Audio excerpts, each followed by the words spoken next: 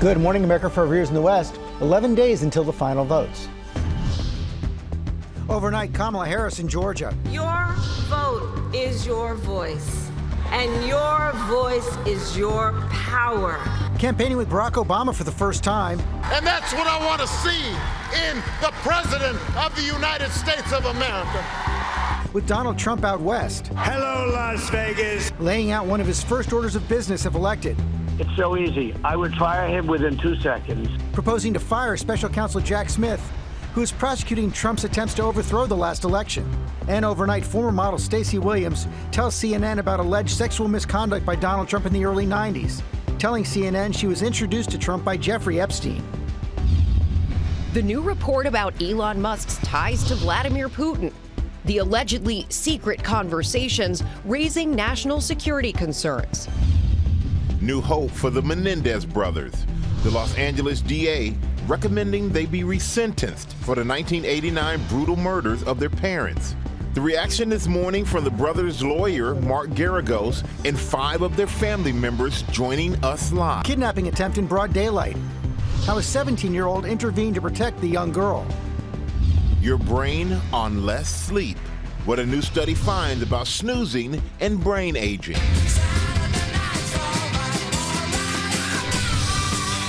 And Clash of the Titans. Judge has homered. The Yankees and the Dodgers. Center field, and Ohtani lights the fire. Ready to slug it out in the World Series. Plus, Elton John's new stage, he spoke to us. And the Dancing with the Stars faux fight in the spotlight going viral. What you should know before you try this. All that plus an exclusive sneak peek at the new Moana. Live in Times Square, this is Good Morning America. Good morning, America. Thank you for joining us on this very busy Friday morning. A very busy Friday morning. Probably the biggest headline there is the new Moana tease. At least in my house it is with my 5-year-old. Also ahead, there could be possible record heat for Halloween, so you may not have to wear a winter jacket over your costume like I did growing up in Minnesota. Ginger is tracking that, plus the fire danger in the Northeast. We're going to start with the race for the White House. Just 11 days until the final votes. Kamala Harris campaigned last night in Georgia with Barack Obama. Donald Trump on the trail in Arizona, calling America the world's garbage can when speaking about immigration. He promised to fire the special counsel who's prosecuting him, and he's facing a new accusation of sexual misconduct. Our political team is tracking the campaign's record-breaking early vote and the latest polls. Chief White House correspondent Mary Bruce starts us off in Georgia. Good morning, Mary. George, good morning. Well, as we enter these final days, Kamala Harris is calling on her biggest celebrity supporters, from the boss to Tyler Perry to Beyonce, who she'll be with tonight. Harris trying to pull out all of the stops to drive voters to the polls. Overnight in Georgia, Kamala Harris with former President Barack Obama on the trail together for the first time. Obama ripping into Donald Trump, painting him as a power-hungry leader who's only out for himself, and saying Americans should stop giving Trump credit for the strong economy when he was president. It was pretty good. Yeah, it was good because it was my economy. I handed over 75 straight months of job growth to Donald Trump. And all he did was give tax cuts to folks who didn't need it. And he urged Americans not to be swayed by Trump's tough talk. Some men who seem to think Trump's behavior is a sign of strength, that macho, I'm going to own these folks. I'm going to put them down. I am here to tell you, that is not what real strength is. It never has been.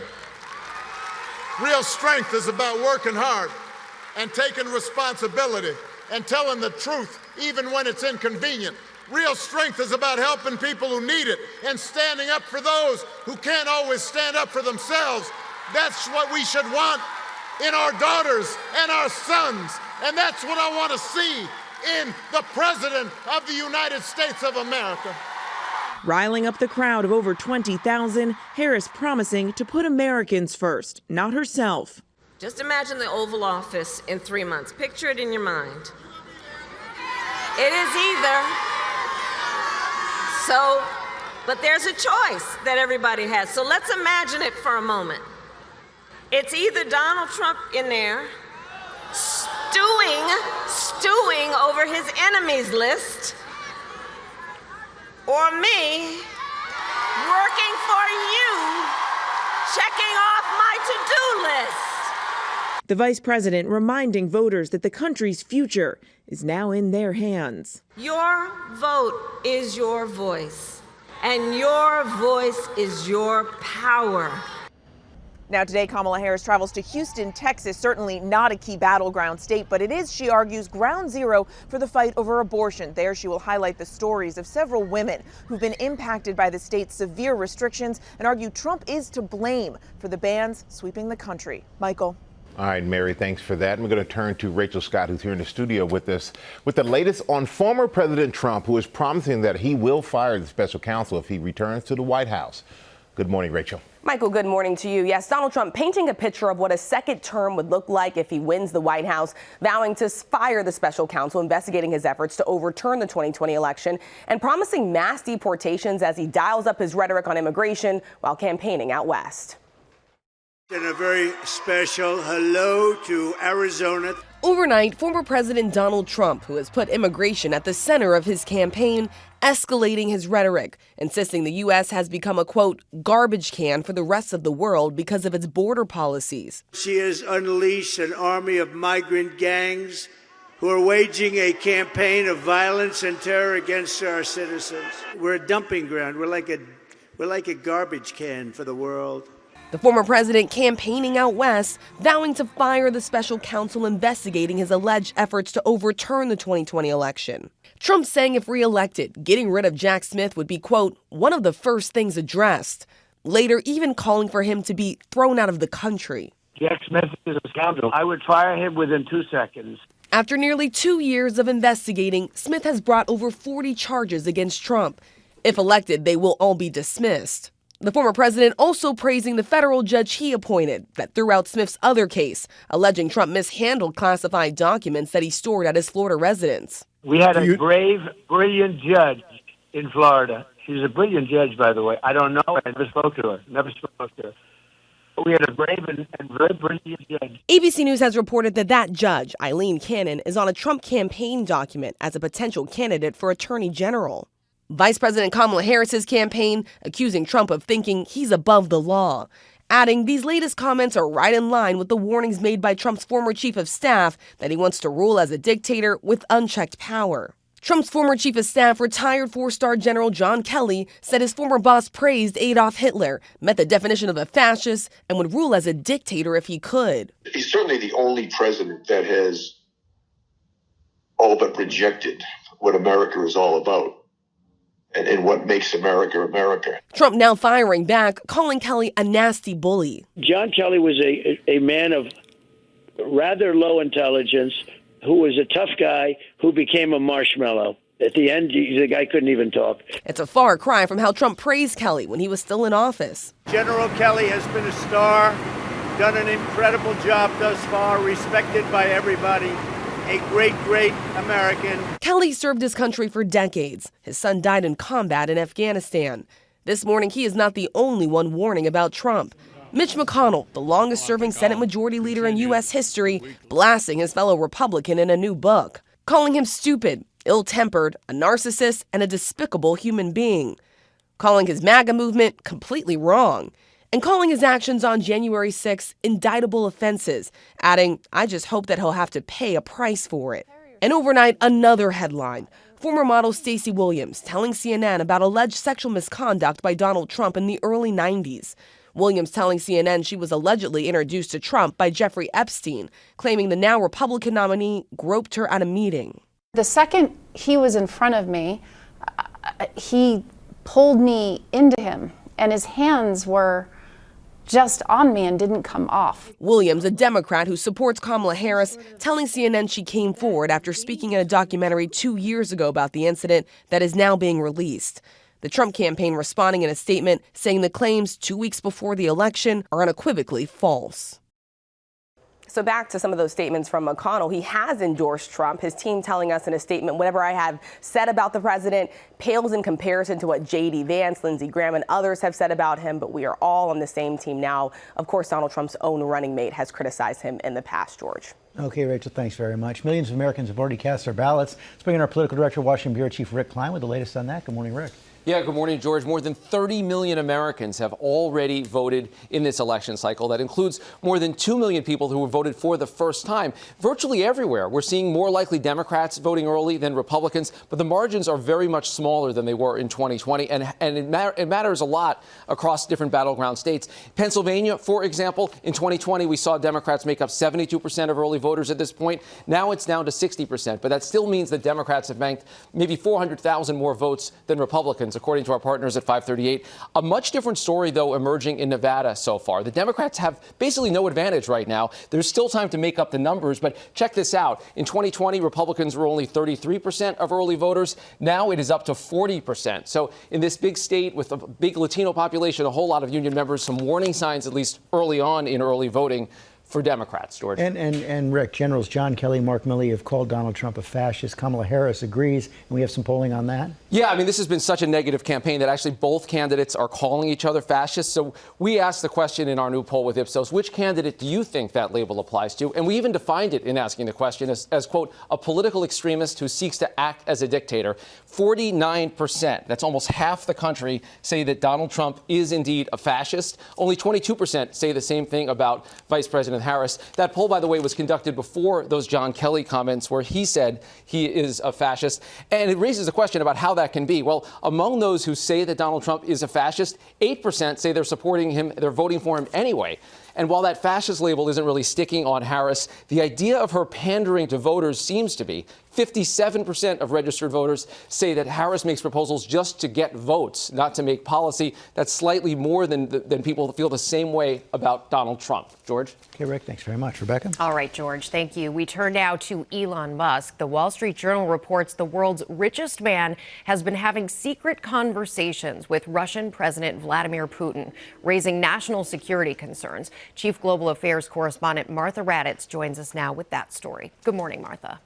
Good morning, Rebecca. Elon Musk is the richest man in the world, a huge booster of Donald Trump, and according to the Wall Street Journal, is in regular touch with one of America's key adversaries, Russia. This morning, a startling new report about one of Donald Trump's most ardent supporters, Elon Musk. This is no ordinary election. A regular on the campaign trail, and according to the Wall Street Journal, the tech titan in regular contact with Russian President Vladimir Putin since 2022. The discussion said to focus on personal topics, business and geopolitical tensions. At one point, according to the Journal, Putin even asking Musk, who says he holds top secret clearance, to hold off activating one of his Starlink satellites over Taiwan as a favor to China's President Xi Jinping. It's not known if Musk obliged. The Journal saying the contacts raise national security concerns, given the ties between Musk, SpaceX, and the U.S. military and intelligence agencies.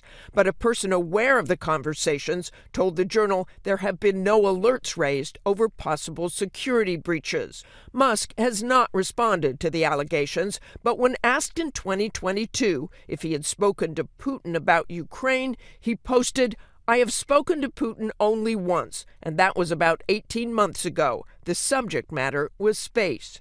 Earlier this year, President Putin himself praised Musk in an interview with Tucker Carlson on Musk's own X platform, calling him unstoppable. Well, I think there's no stopping Elon Musk. He will do as he sees fit. And Russia this morning strongly denying the Wall Street Journal report, saying it did not happen. All of this comes, of course, as Donald Trump swirls in controversy over his praise of Vladimir Putin and denials that he has been in regular contact with the Russian leader since leaving office. Michael? All right, Martha, thank you so much for that. Coming up, we hear exclusively from members of the Menendez family and the brothers' lawyer responding to the L.A. District Attorney's decision to recommend resentencing for the brothers. And a close call caught on camera, an alleged kidnapping attempt of an 11-year-old girl, how a neighbor came to the rescue. And the World Series begins tonight. The Yankees versus the Dodgers, a decades-old rivalry with the baseball's home run kings facing off. Coming up, Elton John, Steven Spielberg, Ron Howard, Nicole Scherzinger, and a Moana 2 sneak peek. Woo! We'll be right back. Got a steal. Soto, a high fly ball to center. Thomas backing up. Thomas at the track. And Juan Soto! A 3-run home run! Welcome back to GMA. That's the home run that sent the Yankees to the World Series. The Bronx Bombers and Aaron Judge are facing the Dodgers and Shohei Ohtani. Will it be all rise for the Judge? Or will it be Showtime winning it all? Well, we're going to see when this series wraps up, but that's coming up. We're going to talk about that. I'm so excited for this series. We are following a lot of headlines right now, including President Biden in Arizona to issue a landmark apology over Native American boarding schools run by the federal government. They forcibly removed generations of Native children from their homes. Biden says this apology should have been done a long time ago. Also right now, take a look at this 11-year-old girl walking home from school in broad daylight when she was closely followed by a man seen wearing a hoodie and cap. He quickly approached her, backed her against a neighbor's fence, attempted to kidnap her, but then this happened. Hey, leave her alone! 17-year-old witness screamed out for the man to leave the girl alone, which startled the suspect, allowing the young girl to escape. The man rushed back to his car, then claimed she was his niece. LAPD detectives on Thursday arrested 30-year-old Jose Jaime for aggravated kidnapping. Speak up, a good lesson there. And mortgage rates climbed last week. Even after the Fed cut interest rates last month, the average 30-year fixed-rate mortgage is now a little more than 6.5%, the fourth straight week of increases. But the mortgage rate is more than a full point lower than this time last year. Going to turn now to the major news in the Menendez brothers case. The Los Angeles District Attorney has recommended the brothers should be resentenced. They're currently serving life in prison for the 1989 murders of their parents. We're going to talk to their lawyer in a moment, but first, our chief national correspondent, Matt Gutman, is in L.A. Good morning, Matt. Hey, good morning, Michael. For supporters of the brothers, this was a moment decades in the making. And in that room, when the DA made that announcement that he's calling for immediate parole for the brothers, there was an audible gasp. One of the family members saying, "Oh, wow." But the DA acknowledging to me that he knows this is controversial and that a lot of the opposition comes from within his own office. This morning, the Menendez brothers one step closer to freedom. Prosecutors recommending a resentencing for the men for the 1989 murder of their parents. We're going to recommend to the court that the life without the possibility of parole be removed. The decision will go to a judge who will make a final ruling about Erik and Lyle's fate. Was there one piece of evidence that came to light that got you and was one of the deciding factors in your decision? Well, there were many, right? I mean, look, they were in prison for 35 years and they had no hopes of ever getting out. And yet they went on to not only do things to better themselves, but they spent a lot of time working and helping other prisoners. New evidence prompting the DA to re-examine the case, including sexual abuse allegations by a former member of the boy band Menudo, who says the brother's father, Jose, raped him in the 1980s. In addition, a newly discovered letter that Erik wrote to his cousin described his father's alleged abuse months before the murders. What do you tell people in your own office who say these two young men clearly premeditated this murder? We're not letting them off. Okay, first of all, I have to be very clear. Those were brutal murders. They were premeditated, and that's why they got life without the possibility. But you are recommending that they be released essentially immediately. I am recommending that they be released because I believe that the people that they were is not the same people that we're seeing 35 years later. Erik and Lyle, 18 and 21 at the time, admitted buying shotguns and blasting 16 rounds at their parents, Jose and Kitty Menendez, in their Beverly Hills home. Their first trial, a hung jury, the second ending with them sentenced to life without parole. The brothers' lawyer now declaring a stunning victory. All of these family members will uniformly ask one thing, which is, bring them home, bring them home. Long before the new interest in this case, fueled by a social media push on TikTok, a new television series, and a documentary. Were you scared? Very. Members of the Menendez family were pleading for the brothers' release. The truth is, Lyle and Erik were failed by the very people who should have protected them. But Kitty's 90-year-old brother Milton disagrees, releasing a statement Thursday saying the evidence remains overwhelmingly clear. The punishment fits the heinous crime.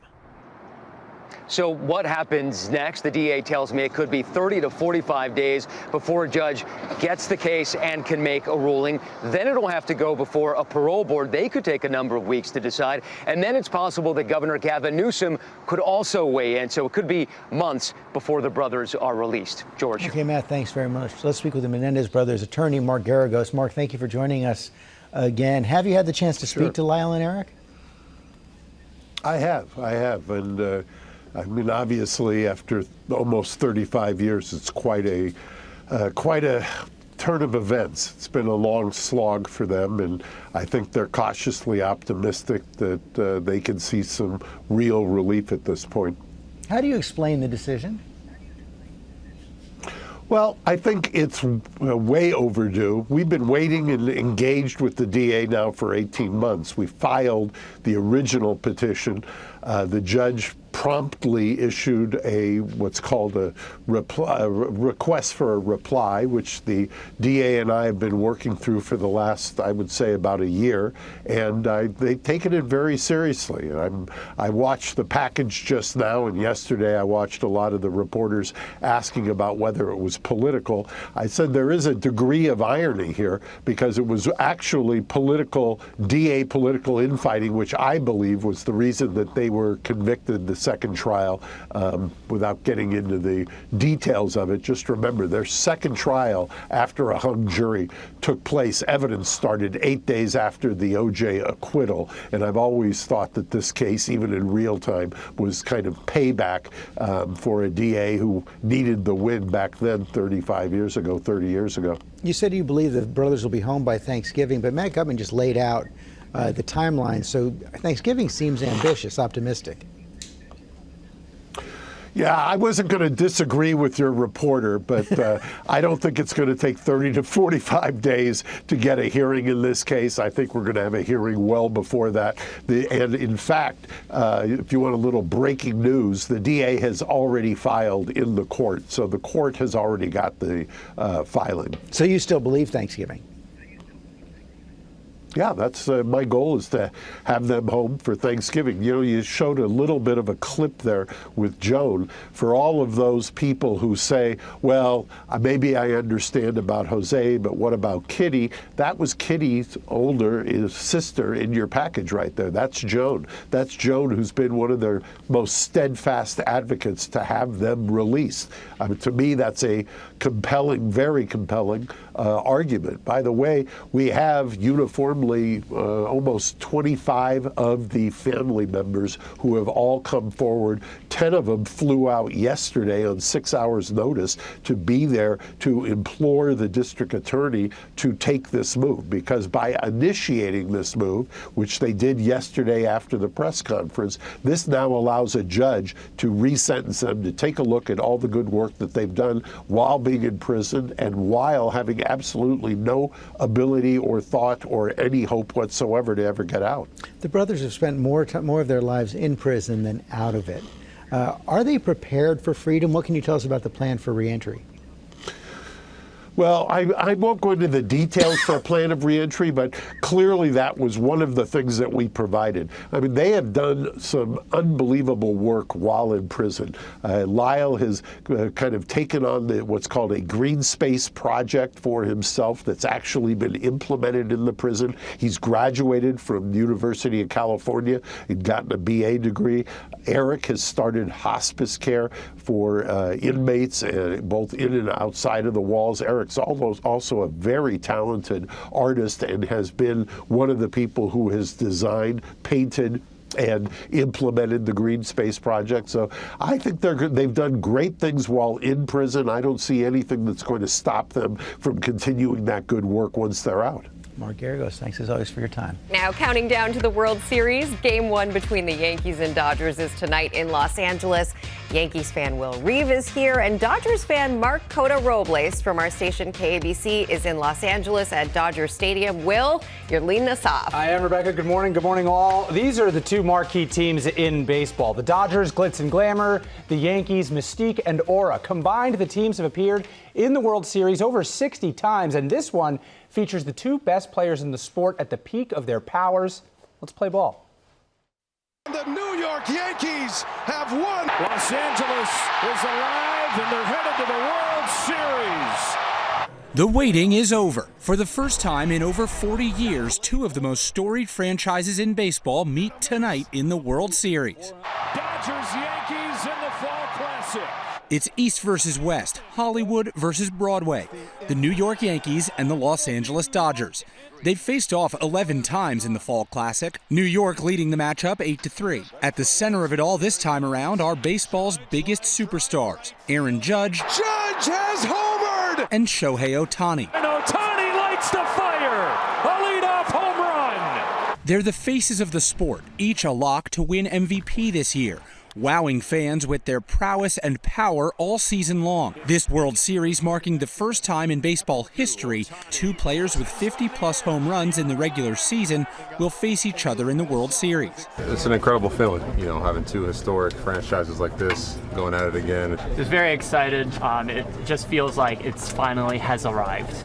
It finally has arrived. The star power here is blinding and expensive. The team's combined opening day payroll well over $500 million.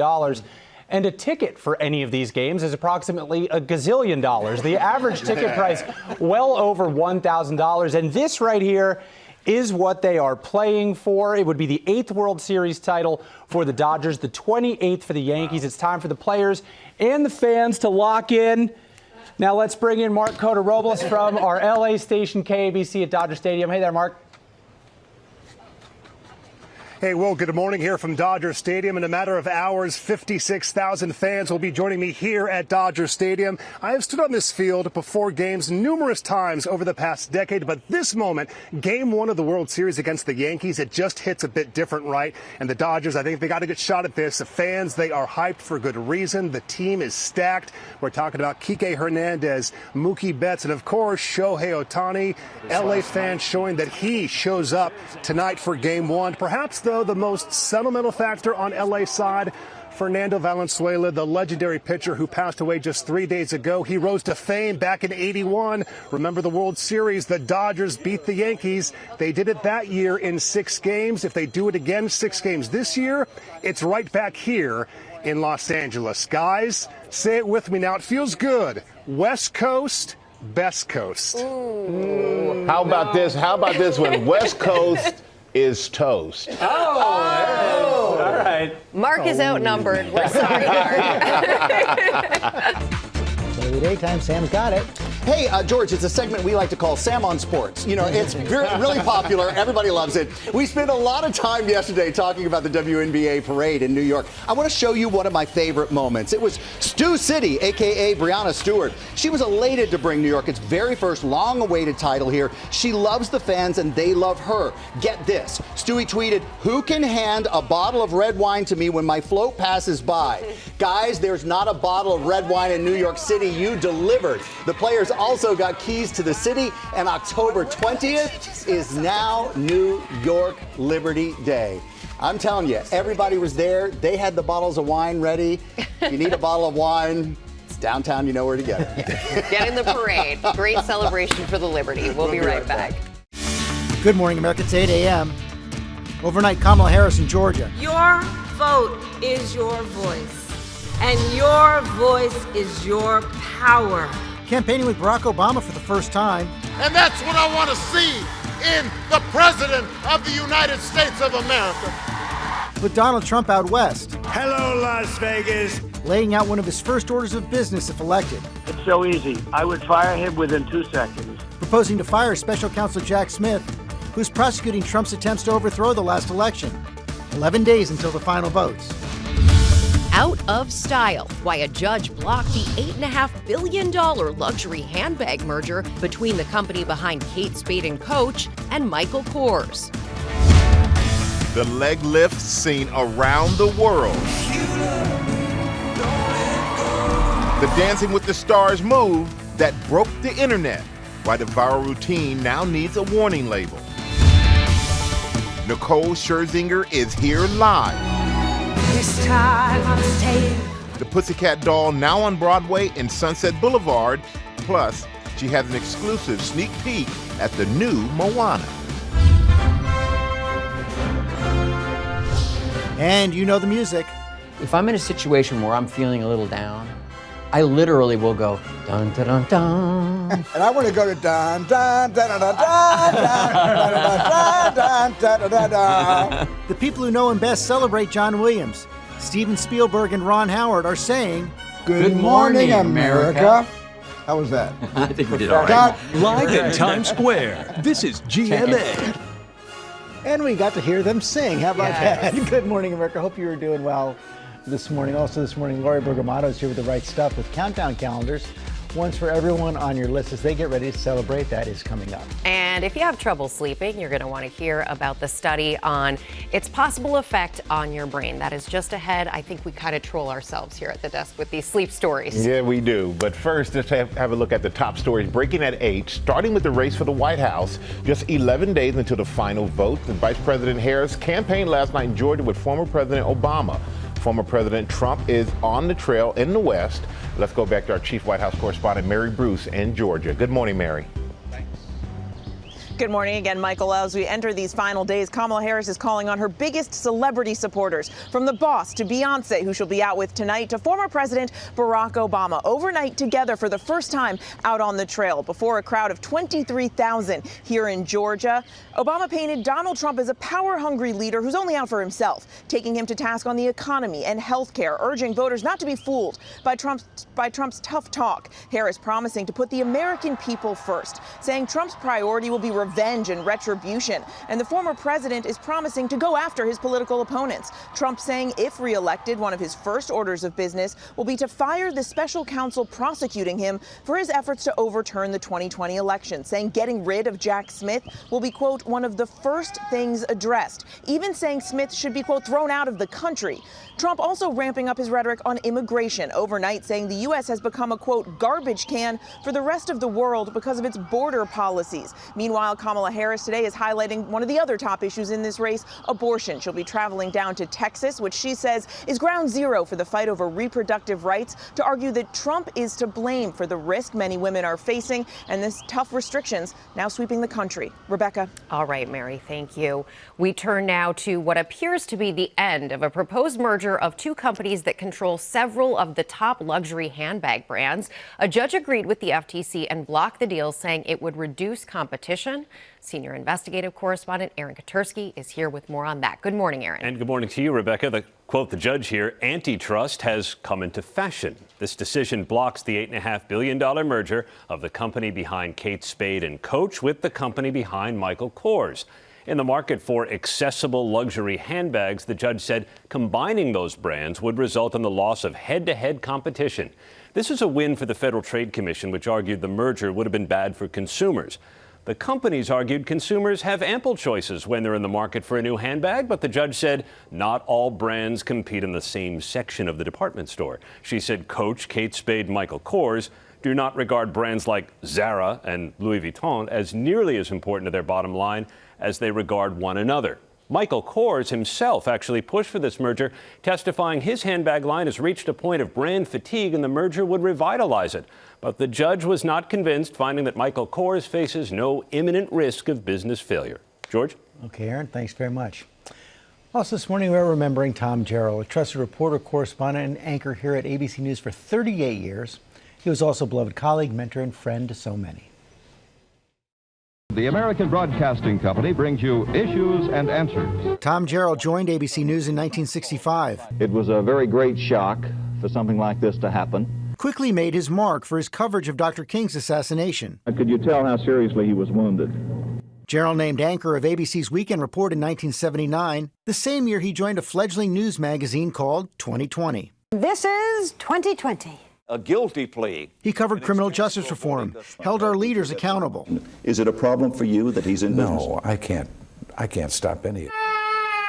Wailing infants compete for attention. But it was his series of reports on the plight of children suffering in Romanian orphanages. Come on. Yeah, what he wants is to be carried, right? That Tom remembered as the great defining story of my career. They're in need of just about everything still, so but any help they can get. But they're still always babies. And the babies, of course, still need families. Tom Jarrell was 89 years old. And he made such a contribution to this network and to the entire news business. Thank you, Tom Jarrell. Coming up on our GMA Morning Menu, your brain on less sleep, what a new study finds about snoozing and brain aging. Plus, Steven Spielberg and Ron Howard tell us about their documentary about composer John Williams, behind the themes for Jaws, Star Wars, Indiana Jones, and so many of your favorites. Also ahead, the Dancing with the Stars move that broke the internet. What you should know before trying it. And we're going to see if Ginger and Sam can do it. Maybe get George to try it. They were just practicing. George said no, everybody. Hey, Sam. Surprise. Look, let's see. If that's not a reason to tune in, I don't know what is, but maybe this. Also ahead, Nicole Scherzinger is on her way. She's the talk of the town and the toast of Broadway right now for her performance in Sunset Boulevard. Are you ready, Cheesy? I don't think I could be ready for this, but I brought you powder All right, for good, your, there you go. Put that on your hands. Also going back to Nicole, she brought us a special treat, an exclusive clip from Moana 2. You're going to see that. And these two, try our best. I don't know, I've got to stretch. Bruno's going to give us a 10. Wait, where'd you go? Oh, I'm stretching. Easy. We're back now on GMA with more on the LA District Attorney's decision, which could lead to the Menendez brothers' release after more than 34 years in prison. For reaction, we're joined exclusively by their family members, Karen Vandermolen, Tamara Goodell, Eric Vandermolen, and Natasha Leonardo. Thank you all for joining us this morning. And Karen, I'm going to start with you. I know you've been fighting for this for a long time. So what was it like to see this day finally arrive? It's exciting. It's beyond words. We've waited 35 years for someone to believe and move forward with the courage that's been shown in the last few days. And we are continuing to be optimistic that Erik and Lyle will be released soon. And you know, best case scenario would be for us to have Erik and Lyle home for the busy week of Thanksgiving. For us, we have 3 birthdays, and that would be just tremendously amazing. And there's just so much love that we've been wanting to share with them. So it's very meaningful. The progress has been amazing. And it did take a lot of courage for the LADA to make this decision. And Eric, I want to ask you, do you forgive them for what happened? Yeah, I do. It's not been about forgiveness for me as much as it's been about understanding and essentially watching what's happened in the media over the last 30-some years. I mean, I was younger, so it affected me a little bit differently, but watching them be vilified, you know, through the recent series on Netflix, Monsters, and also previous ones, it's been a little bit difficult. So, but now that, you know, I think more people are sort of coming around understanding child trauma around sexual abuse cases, and I think that we're sort of capturing a little bit more of the attention of, I guess, the public and the people who should be hearing this. And Natasha, speaking of the sexual abuse allegations, you know, which the DA says he believes Lyle and Erik were both abused, but there is debate about that in his own office. So what do you think, Natasha? You know, I've never once doubted Erik and Lyle. I've believed them. The new evidence that has come out just continues to support our belief. We've been fighting for them from the beginning, and I think there should not be a doubt. It's time for them to come be with us. And I know, Karen, you've spoken with Kyle and Erik recently. Can you tell us how they're feeling?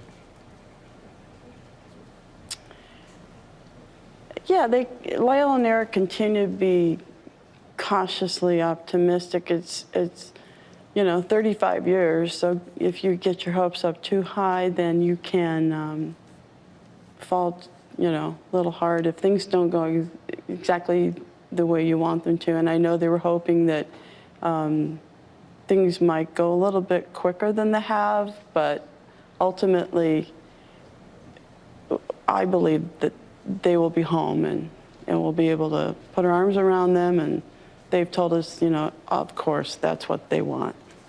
Yeah, I'm sure that is what they want for sure. And Tamara, I want to ask you about the DA, who said that the recent media attention played a big role in his decision. What do you think it is about this new generation that they've taken such an interest in this case? I think there's a few things, honestly. It's a generation that is viewing the new recent documentary, honestly, from a lens of a greater understanding and compassion that all forms of abuse aren't gender specific, and that, you know, looking at the sentence that was handed down to them in the 90s was unjust, because it was completely biased based on a society at the time that was fairly, did not understand that men could be victimized just as much as women. And with that understanding, this new generation is really putting up a fight to say, this is not what should have been handed to them, and that at this point, after almost 35 years, they've served their time. They have served a penance, and now it's time for them to come home. And you know, I just want to bring it back to my grandmother, who has really advocated for them throughout this time. And I think the new generation, seeing her and seeing her fight, has really stirred up a lot of that curiosity for a generation who has information at their fingertips and can research the world in an instant, and really bring it back to the fact that they are compassionate for what Erik and Lyle survived and experienced, and are now trying to give back to the world at this point throughout all of their victimization. Well, I just want to say thank you for all four of you to join us in what we know is a very emotional time for you and your family. So thank you all so much for being here with us this morning on GMA. Thank you. We have a GMA Health Alert now. A new study that finds poor sleep in middle age could be linked to your brain aging faster.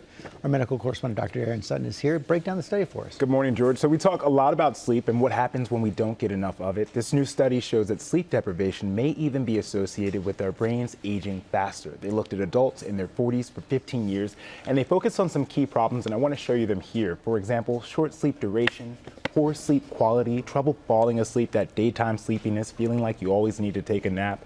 They found that adults who had 2 or more of these problems for 5 years or longer had associated signs of something called brain atrophy or brain aging. That's a loss of brain matter. How much? About 2 to 3 years older compared to their peers. So what are the best sleep habits? So I think keeping it short and simple. You're going to focus on the time that you're sleeping. You want to get at least 7 hours. The quality, you want to make sure that your sleeping arrangements are quiet or dark and cool, using earplugs, sleep masks, and making sure that you're using your phones or separating them away from your sleep. And then consistency, George, making sure that you're falling asleep and waking up close to the same time each and every day. This very much is a skill that requires work, but with work and effort, it can prove to be beneficial. Okay, Dr. Sutton, thanks very much. Sam? All that, George. All right, turning now to Dancing with the Stars and the move that has really put the internet on fire. 10 days ago, Super Bowl champ Danny Amendola and his partner Whitney Carson's leg lift inspired imitations all across TikTok. Guys, you've been trying to do this everywhere. They made it look so easy, but now this comes with a TikTok warning. Yeah. Yeah, the warning is... It's a Dancing with the Stars lift seen around the globe. That was a breakthrough. An opening up dance to a whole new audience. With 11.1 million views on TikTok, Danny Amendola and Whitney Carson's jaw-dropping dance move taking over the internet.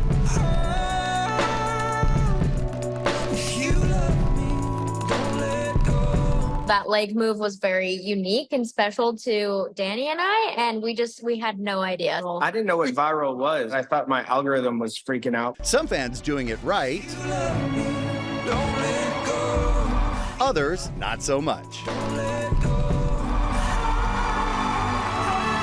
Fellow competitor Alona Marr with her partner Alan proving it's not so easy. I heard something click. That's not good. Despite looking simple, the move can be dangerous. The hardest part for the male in that regard is to keep her balanced coming up. The main thing is really for the females to keep that bottom leg straight. TikTok even adding a warning label saying participating in this activity could result in you or others getting hurt. We actually did a tutorial. It's on our TikTok. So if you do want to try it, you should go look at the tutorial and just like really know the proper things before you try it. But now safely, it's GMA's turn. Good luck, Ginger and Sam. Go get it. We've got a doctor on standby. Dr. Sutton's like, I'm right here. Truthfully, we both had time holding the mirror ball for a little while, so Danny and Whitney call that move Operation Archer. Now, since Ginger and I have both competed on Dancing with the Stars, we're gonna try this trend. We've tried it a couple of times, not successfully. Nope. But are you ready? This is the moment, Sam. We can do it. So you two, you're just gonna flat out ignore that TikTok warning on live TV. Let's go. Let's see what you got. No. All right. They also warned me not to do Dancing with the Stars, and look how that turned out. I know, that turned out really well. Okay. All right, here we go. Ginger, are you ready? I'm ready. Okay, I think I got it. All right, 1, 2, 3. Oh my gosh! So pretty! Was that good? Come on, come on. Come on. I'm very impressed. Come on and do what? Michael's not doing that. Hey, are you guys ready to try that one more time? Oh, we know it's live TV. Ginger will. I know. She's game for anything. Do this, Sam. All right. Do it again. Do it again. Okay. You Oh, ready, wait, my Ginger? mic. Hold on. Okay. All right. We're good. Ready? Okay, 1. You can do this. 2, Yes. 3. Wow. You guys, we need like a week, all right? Yeah, we seriously need a week. All right, Sam, forget it. Wait, why aren't you? No, I need you. While you guys do that, I am going to head over to Lori B, who has not attempted any TikTok trends, but we're talking all about something that a lot of families are thinking about right now. We're here with countdown calendars. We are indeed. That is and a the tough right act to stuff. follow. It is a tough act to follow, but this is something that can be really fun for families to do as they count down to the holidays. Exactly, and I think you'll love this first one, Rebecca. This is for little kids, so if you'll help me unveil. Please. On that side there, ta-da! Cute. This is from Masonette. It's an online children's boutique, so beautifully curated. And you'll see there's lots of different ornaments, accessories, beauty products, but for little kids, and really fun. And what we love about this and what parents have really loved is the quality. You're getting full-size samples. Sometimes people are like, am I spending all this money and I'm just getting a sample size? No, these are full-size, so really great quality, and we love this brand. We've come a long way from that coin of chocolate that we had as kids. Okay, next up for the beauty lover. Beauty calendars are actually the top-selling category within Countdown Calendars. So this one is great. It's from Sephora Collection. It's a makeup artist favorite. We got this at Kohl's, and what we loved about this is for $50, you're getting that value, that quality, and again, that full size. We did all the work for you. That is fun. Okay, next up for your burgeoning I really like this scientists. one. Yes, this is great from Amazon, from Purple Cow. This is great for anybody. Really fun for families to do as experimentation. It's under $40, has over 1,000 five-star reviews, and what we love about it is it gets a little education behind every single door. And it continues. Like, you keep going. Once you're done with opening the calendar, you have a whole experiment to play with. Exactly. This is for the sweets lover. This is from Harry and David. Obviously, they're an industry leader. 8 nights of sweets and savory. So you mentioned the chocolate coins. You get that and so much more, you guys. There's brownies, there's blondies, there's delicious arugula. We had one this morning. Yum. So this is fantastic. And again, you can reuse this Star of David box. It's fantastic. And they're not just chocolate coins, they're gold-wrapped chocolate there you coins. Go. Okay. Ooh, now, I think you love cheese. Yes, I also cheese. love We're cheese. a cheese family. Murray's is a famed cheese shop. It's been around for over 60 years here in New York, but now you can give it to anybody. This one is under $80. You get over 2 pounds of cheese, you guys.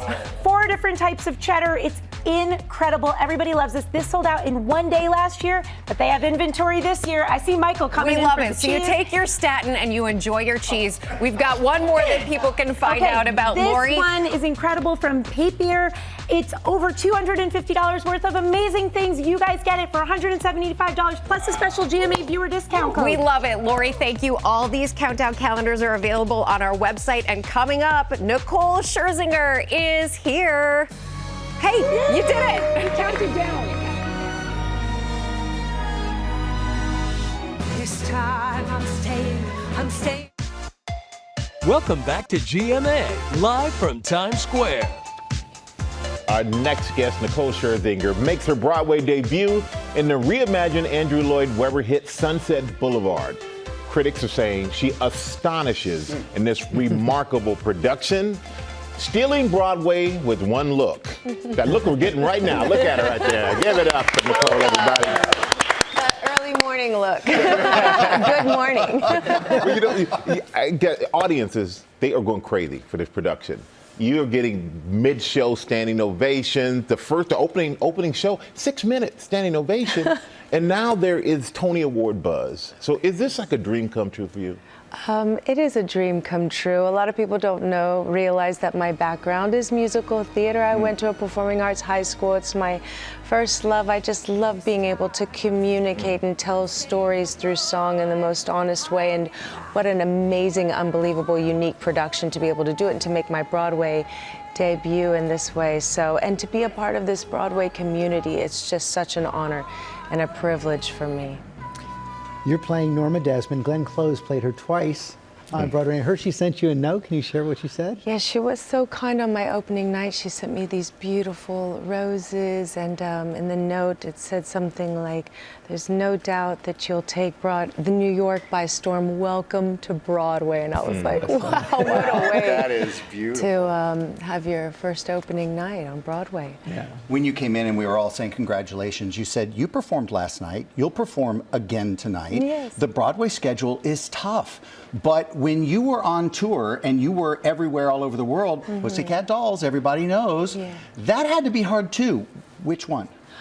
I mean, yeah, it was hardcore with the Dolls. Sometimes we'd do 6 shows a week in 6 different countries. But I'm gonna tell you, this theater thing is no joke. It's a whole nother beast in and of itself. I always say it's the Olympics of theater. I have so much respect for anyone in theater, Broadway, West End, because it's just, you know, it's your blood, sweat, and tears every night. But you give out so much at night. How do you care for yourself during the day? Yeah. It's a balance, you know, because you really want to preserve your energy to give every night like it's your first and last performance. So the most important thing is rest and water. But when I can take a walk in the sun or listen to some inspiring music to uplift me, that fills my tank up again. I got to ask about Moana because we're a household that is so excited for Moana too, and you play Moana's mom. Yes. Let's take a quick look at an exclusive clip. Moana, you need a crew. Hehe and Pua don't count. It's the other side of the ocean. How could I ask them to? Our people will rise if you let them. Last time the chicken made it. That's amazing. What can you tell us about the Moanaverse, being a part of it, and what we can expect? Oh, it's awesome. It's an honor to be a part of Moana, to be returning as Sino, Moana's mother. And I'm proud to be of Hawaiian descent, and I'm proud of the story, the depiction that Disney has done with the Polynesian. It's the representation for the Polynesian people and its story. And I think from my role, I was deeply inspired by the beautiful women of my family and my ancestors that came before me. So just want to make them proud. It is a beautiful story. We love it. Yeah, so much I'm excited joy. for the fans to see Yeah, I know, it. and they're going to see it like super soon, right? Yeah. So much joy around you right now, but there was something also very difficult, and I'm talking about the death, the surprising death, really, of Liam Payne. Now, I know he was a good friend of yours, but it's more than that. You were actually the person who kind of suggested putting One Direction together. So how are you? Liam and I were quite close, especially because we recently did a show together on Netflix called Building the Band. And so, yeah, I'm heartbroken. I'm heartbroken for Liam. I'm heartbroken for his family and his loved ones and his fans. And Liam always led with his heart and with kindness, and I really hope that's how he'll always be remembered. Thank you for sharing. Yeah, thank you so much. And thank you for being here, Nicole. Yeah. We know you finished at midnight, you got home, you had to decompress and wake up and be here for us, and it does not go unappreciated. Oh, so. thank you. And guys, the album, the Sunset Boulevard album is out today. Is it? Today. So get it on wherever you get your music, listen to your music, all streaming platforms. I'm excited. I've got to go listen to the album. Well, you heard it. Sunset Boulevard, the play, is playing now at the St. James Theater on Broadway. And as Nicole said, the cast album is out this morning. Make sure you go pick it up because we know she will. All right. Now with a music legend who created the soundtrack to our lives, truly. 5-time Oscar winner John Williams is finally getting the documentary treatment thanks to longtime collaborators and producers, get this, Steven Spielberg and Ron Howard. So Will Reeves sat down with the Hollywood legends to hear all about it. Will, I can't wait. Yeah, it was very exciting, Tam. And Jaws, Star Wars, Superman, Indiana Jones, Schindler's List, Jurassic Park, I could go on. Movies beloved by millions, all scored by John Williams. The composer's catalog is prodigious and inimitable, his work and life on full display in this documentary. It's an ode from those who know him best, including Ron Howard and Steven Spielberg. Dun, dun, dun, dun, dun, dun. Chances are you know these notes instantly. Dun, dun, dun, dun, dun, dun, bum, bum, bum.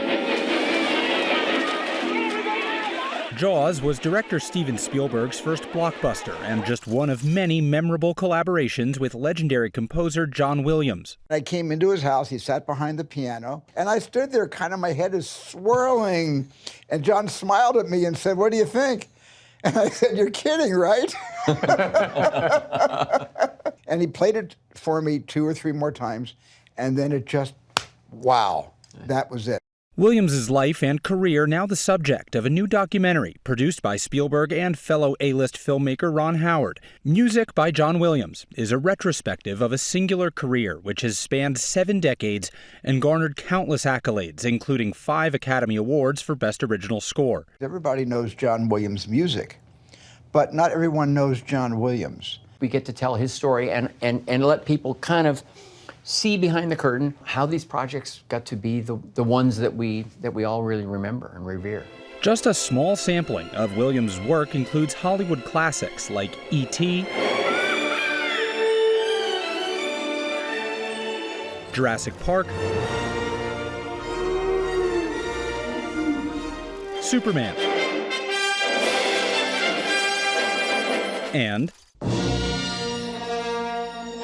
Star Wars.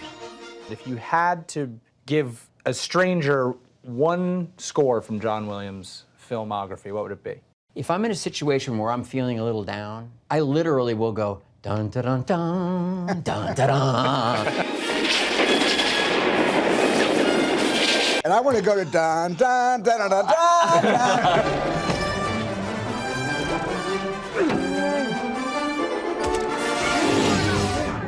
Wouldn't you love to see Ron Howard and Steven Spielberg cheering themselves up a little John Williams music? I love it. You can see Music by John Williams when it premieres November 1st on Disney+, and it has a limited theatrical release in New York, LA, and London. It's a very cinematic film, probably worth seeing in theaters. Oh, it was so fun to watch them just kind of relax with you and then do the singing as well. All right, we turn now to Elton John's new Broadway musical, Tammy Faye, all about the over-the-top televangelist Tammy Faye Baker. 2020 co-anchor Deborah Roberts got to talk to Elton about the show. What a fun interview. Good morning, Deborah. Good morning, Sir Elton John. Oh, yes. Elton John, that was pretty cool. He has lent his magic to so many groundbreaking shows. The Lion King, anyone? Well, now he is focusing his musical magic on the life of a woman he says was sorely misunderstood. Elton John wants to set the record straight about Tammy Faye Baker on the Broadway stage in a new musical.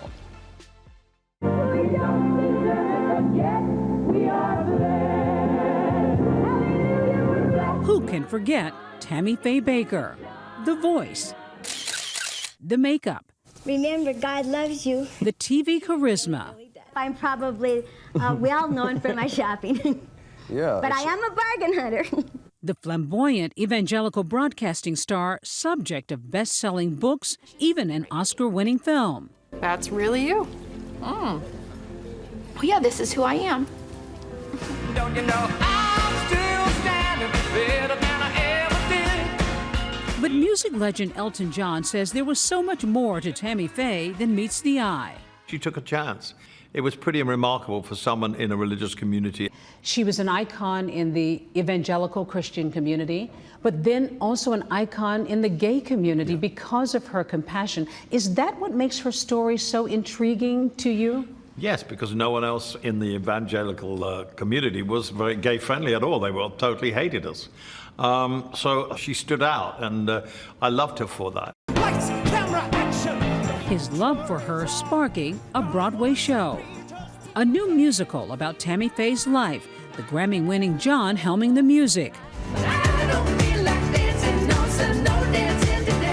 And Jake Shears of the Scissor Sisters writing the lyrics. I come in with a stack of lyrics. Elton picks one and makes me either go around the corner or hide behind a table or something. Like, I have to be out of his eyesight, and I sit there and listen to him start putting it together and finding melodies and finding the cadence, and it's such a thrilling moment. When I first saw Tammy Faye, loved the way she looked.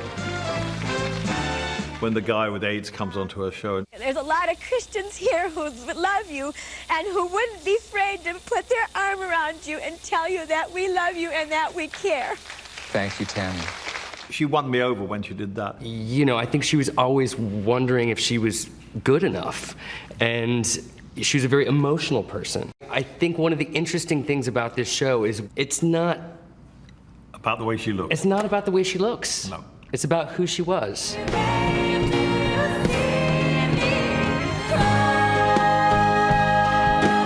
Stepping into the role of Tammy Faye, British actress Katie Braben in her Broadway debut. And to transform into a woman who was this larger-than-life figure, too. A long time in hair and makeup, or not necessarily? Yeah, a long time in hair and makeup. That was so much part of her, but also that's the perception of who she is.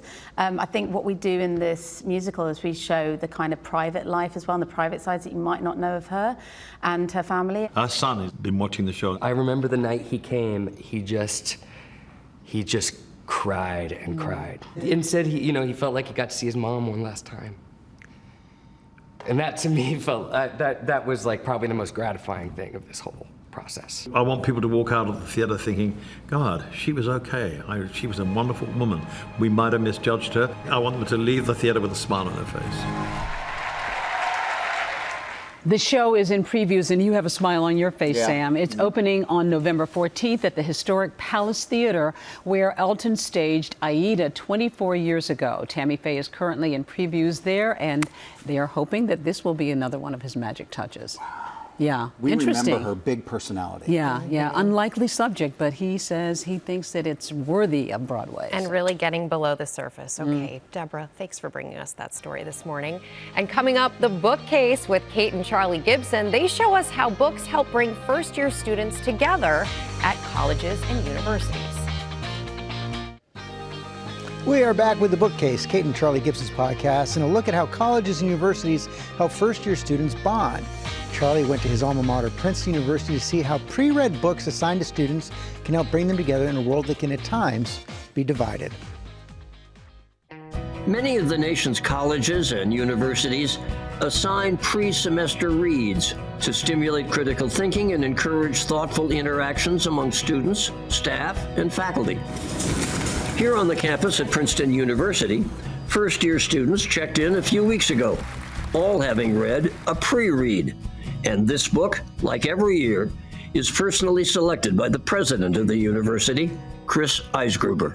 What is the specific thread that you're looking for as you choose different books year by year? I want a book, first of all, that has some academic component to it, that somehow connects to our academic experience. So I tend to choose them from scholars, faculty members. I want it to have some connection to ethical questions about what's happening in the world today. The Pew Research Center finds that Americans are actually reading fewer books than they did 40 years ago. Only 31% of the people in this country read at least one book in the last year. But everyone can derive the same benefits from books that the Princeton freshmen derive from their pre-read. This year's book is The Worlds I See by a woman with the wonderfully lyrical name of Dr. Fei Li, who's one of the earliest scholars and researchers in the field of artificial intelligence. Why did you choose AI as the topic And was there sort of a dual benefit in that Dr. Lee has such a singular background? Yes, exactly right. I mean, I think the combination here of her story as an immigrant, her experience as an undergraduate at Princeton, and then there's this other thread about artificial intelligence and what it means for it to be human-centered, as Dr. Lee says, in a way that's going to help our society. Fei Li is a former Princeton student who won honors here, a PhD at Caltech, and is one of the directors of Stanford's Human-Centered Artificial Intelligence Institute. She came back to Princeton on a recent Sunday evening and talked to all the first-year students and how they might relate to her journey. I'm a very visual person, so I wanted to crack the code of visual intelligence from the point of view is how to get machines to see. Her work developing computer recognition of physical objects is much of what's led to driverless cars. This AI native generation need to figure out what are we going to do with this powerful technology.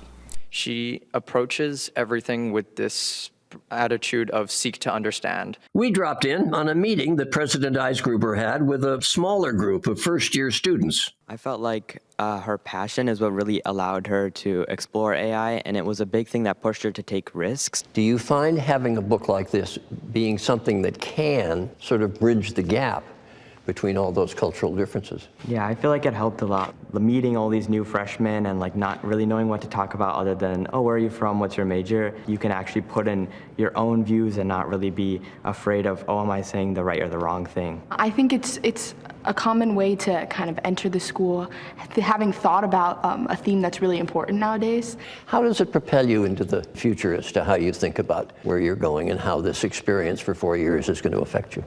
I definitely think this book gave us the groundwork of what we are going to look at in terms of technology and how we as a society, grow from it or what we will do with it. In a time where colleges and universities often seem to be bracing against current events, this university and others with similar common reads are using books to at least help bring people together. A common bond with a common read.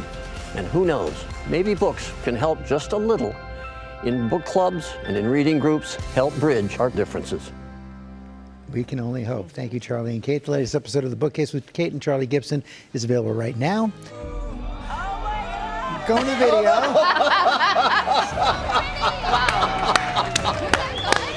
Our dancing superstars right there. Congratulations. That's the new move. Let's have everybody emulate that.